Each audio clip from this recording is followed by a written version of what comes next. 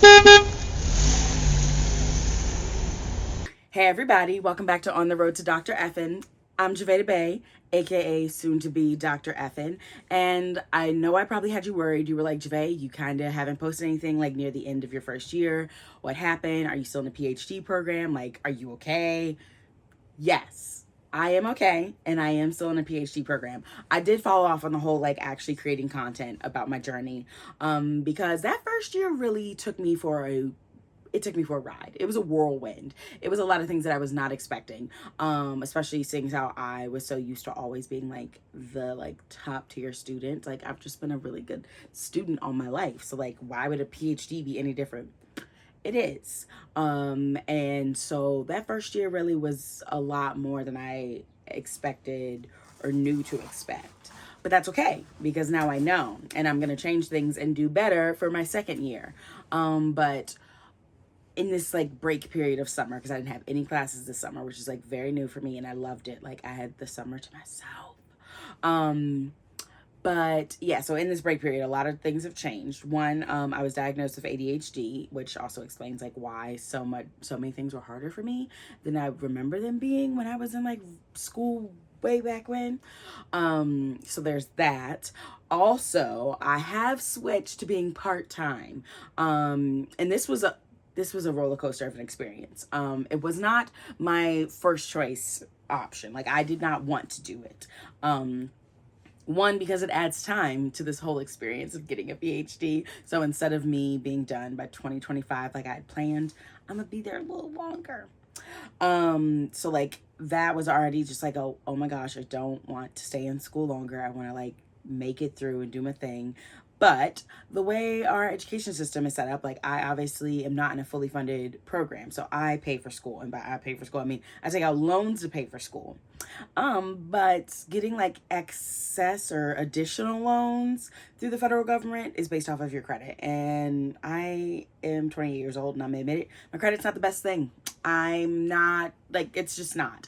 And so I wasn't allowed to get an additional federal loan to cover my third class. So I had to become part-time so I could actually stay in school this semester. So that's why it happened. Let's just talk about like how crappy the system is that like they're like, you want to go to school, you want to like better your life by getting more degrees. Yeah, we're not gonna let you do that if you've got bad credit. Okay, thank you. I got some feelings about it, but I'm not gonna get into it. But yeah, so I'm part-time, which means I'm only taking 2 classes a semester, but I'm excited about them. One is Methods 1, essentially a research course, which I've learned that I actually do love research. I'm excited about being a researcher, so that's exciting. And the other is Sex, Gender, and Reproductive Rights, which I think is a very timely course considering everything going on around the overturning of Roe v. Wade. So very prompt. I like that. I like that a lot. So yeah, I'm part-time. But the silver lining of being part-time, more time to do other things. So I'm very excited to announce that I have 2 positions this academic year. The first one is me being a student union fellow, meaning that I am a part of the student union and I help to build community throughout the entire university, not just my program, which is really amazing because if you know anything about like networking, it's important to network with people, not just in like your specific like area of profession.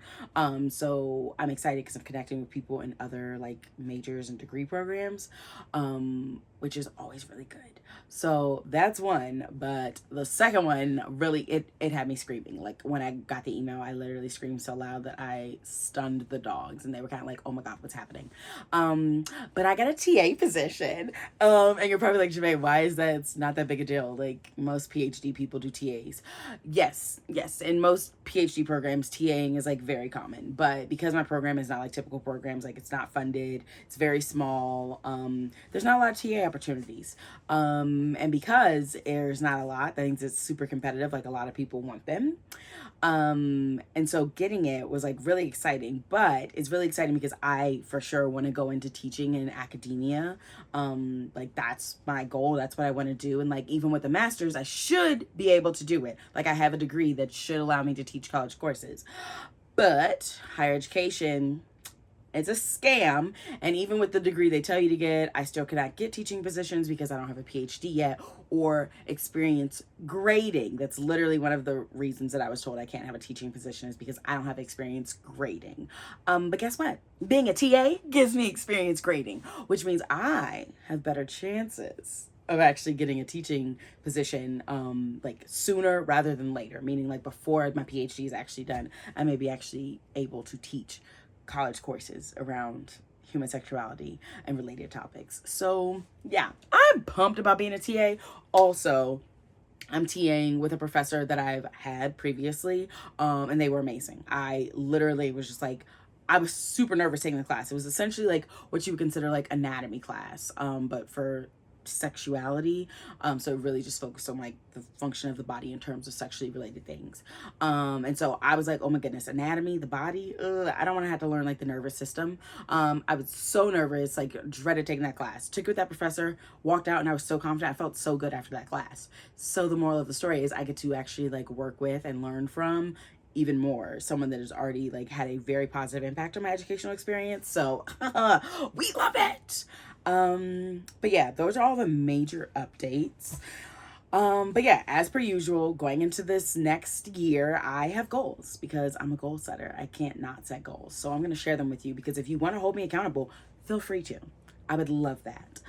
So the first one is that I am going to submit and present at least 2 conferences within this academic year.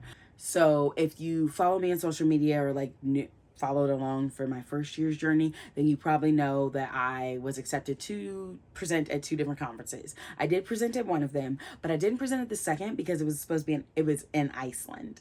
And no one told me that Iceland is like real expensive to travel to and everything. So I couldn't go because I'm broke. So I did not present at that conference. So the goal is going to be to actually submit, get accepted to, and actually present at 2 separate conferences, which is a manageable goal considering that I got accepted to 2 last year. So that is goal number 1.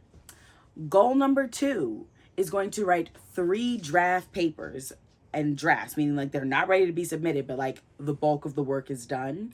3 draft papers to submit to journals, based off of my own research, because I have interest in a lot of things, and also I want to be a published, like peer-reviewed, published academic. So that's a goal, just to like have the drafts by the end of fall semester. I want to have 3 drafts written, and then I'll take spring semester to like actually like edit them and then like try and start submitting them to journals. So that's goal number 2. If you want to hear about the paper topics, like let me know because I would love to talk about them. And goal number 3 is going to be to teach 4 separate guest lectures or college workshops, which again, super easy to do because I've already done multiple guest lectures and workshops on college and university campuses.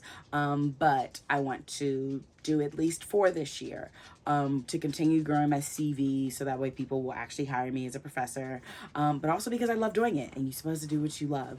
And I think that if I keep that intertwined, it'll make it so that I'm not like miserable during year 2 of this PhD, because like it can get at you and you can be like, oh my gosh, why am I doing this? But if you're like, why am I doing this? Oh yeah, because then I get to go into classrooms and teach students and have like this like wonderful impact on how they view sexuality and their understanding of it and the way they talk about it. Like that's why. So 4 guest lectures. So just 3 goals for the second year, at least as of right now. Will I come up with some more later? Probably. I was thinking about like saying like a 4.0, but I was like, no.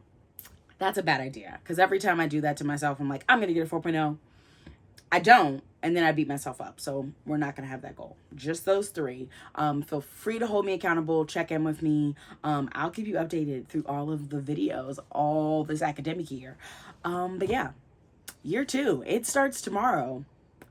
And I'm excited. I'm ready for it because, you know, I'm a hot girl scholar. I'm always motivated by everything that Grad Life Grind puts out. This crop top. So I'm feeling good. I'm ready for it. I'm ready to be that bad bitch grad student that's one step closer to being Dr. Effin. But yeah, until next time, I'm going to see y'all later. Deuces.